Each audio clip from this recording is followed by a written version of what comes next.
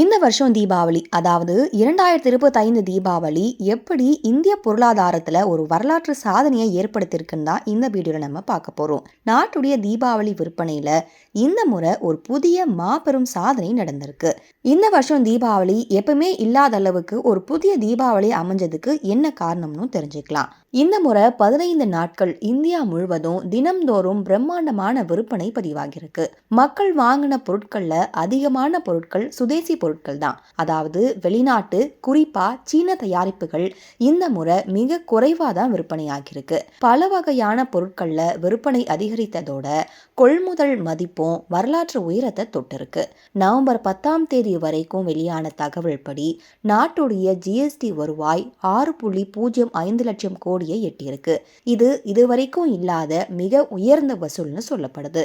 இந்த வருஷம் சுதேசி தீபாவளின்னு அழைக்கப்படக்கூடிய இந்த தீபாவளி விற்பனையுடைய வெற்றி பின்னணியில் இருக்க முக்கிய காரணம் ஜிஎஸ்டி விலை குறைக்கப்பட்ட பல பொருட்கள் தான்.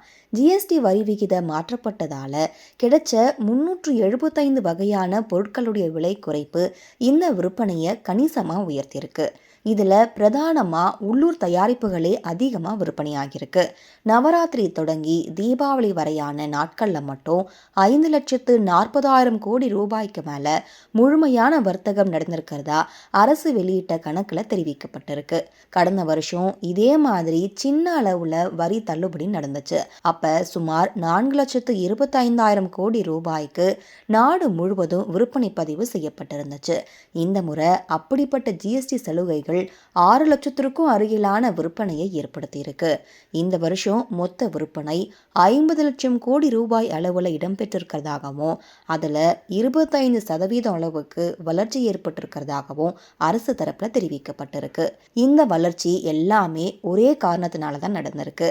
என்ன காரணம்னா சுதேசி பொருட்களை வாங்கணும்னு நினைக்கிற மக்களுடைய மனப்போக்கு தான் இதற்கு பெரிய காரணம்னு சொல்லப்படுது. பண்டிகை சீசன் விற்பனை துவங்கினப்பவே நுகர்வோர் பாதுகாப்பு துறை சொன்னது மாதிரி இந்த முறை பண்டிகை சீசன்ல மின்சாதனங்கள்ல இருந்து ஆடைகள், வீட்டு உபயோக பொருட்கள், நகைகள் வரைக்கும் ஏராளமான பொருட்கள்ல நுகர்வோர் பெரிய அளவுல வாங்கியிருக்காங்க. பல்வேறு ஜிஎஸ்டி ஸ்லாப்களில் இருந்த பொருட்களுடைய விலை 12%, 10%, 8%, 7%ன்னு குறைக்கப்பட்டதால இந்த முறை மக்களுடைய கைகளில் அதிகமான சேமிப்பு உருவாகியிருக்கான். இந்த விலை குறைப்பு மட்டும் 65,000 கோடி ரூபாய்க்கு மேல வர்த்தகத்தை தூண்டியிருக்கிறதா அரசு தரப்புல சொல்லப்பட்டிருக்கு. சுதேசி மேக் இன் இந்தியா இயக்கம் காரணமா மக்கள் வாங்கிய பொருட்கள்ல பெரும்பாலான பொருட்கள் இந்தியாவிலேயே தயாரிக்கப்பட்டது தான். நாட்டில் உற்பத்தி செய்யப்பட்ட ஆடைகள், காலணிகள், மின்சாதனங்கள், நகை மற்றும் பல அத்தியாவசிய பொருட்கள் இந்த தீபாவளியில பெரிய அளவுல விற்பனையாகிருக்கு. வெளிநாட்டு, குறிப்பா சீன தயாரிப்புகள் இந்த முறை 50% அளவுக்கு விற்பனையில சரிவு ஏற்பட்டிருக்கு. வீட்டு பயன்பாட்டு பொருட்கள், எலக்ட்ரானிக்ஸ், செயின்கள் போன்ற பல பிரிவுகள்ல மக்கள் மேக் இன் இந்தியா பொருட்களையே அதிகமா தேடி வாங்கியிருக்காங்கன்னு சொல்லப்படுது. சேவை துறையிலையும் இந்த முறை தீபாவளி சீசன்ல 65,000 கோடி ரூபாய்க்கு மேல வர்த்தகம் நடந்திருக்கான். உணவகங்கள், ஹோட்டல்கள், சுற்றுலா மற்றும் பல சேவை துறைகள்ல மக்கள் அதிகமா செலவிட்டிருக்காங்க. இது பொருளாதாரத்தை இன்னுமே வேகமா உயர்த்தியிருக்கிறதா நிபுணர்களால சொல்லப்பட்டிருக்கு. இந்தியாவுடைய சந்தை மதிப்பு இந்த வருஷம் பல மடங்கு உயர்ந்திருக்கு. நுகர்வோர் கைகள்ல தினமும் செல்லக்கூடிய பணப்புழக்கமும் அதிகரிச்சிருக்கு.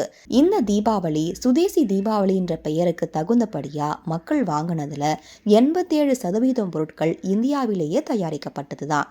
நிதித்துறையுடைய கணக்குப்படி இந்த பண்டிகை சீசன்ல மக்கள் வாங்கின சுதேசி பொருட்கள் மேல மட்டும் மிகப்பெரிய வர்த்தக ஓட்டம் ஏற்பட்டிருக்கு. இந்த விற்பனை இந்தியாவுடைய உற்பத்தி துறைக்கு புதிய ஊக்கத்தை கொடுத்திருக்கு. எல்லாத்தையும் சேர்த்து பார்க்கும்போது இந்த வருஷம் உண்மையிலேயே அதாவது ஒரு முழுமையான சுதேசி தீபாவளின்னு சொல்ல முடியும்.